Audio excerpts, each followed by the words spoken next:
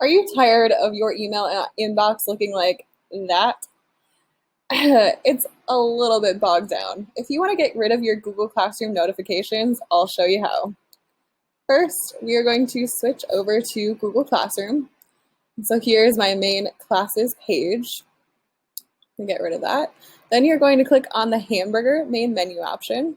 You're going to scroll all the way down to the bottom and click on settings.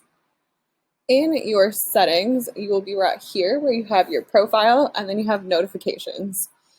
If you want, you can turn off every single email notification from Google Classroom, or you can leave that on and you can toggle on and off individual email notification options. Finally, below those three categories of comments, classes you're enrolled in, and classes you teach, you can toggle on and off individual classes. So if I didn't want to receive notifications from a particular class, I could turn those notifications off. I hope this video helped, and if you have any questions about how to adjust your notification settings in Google Classroom, let me know and I'll try my best to help you out.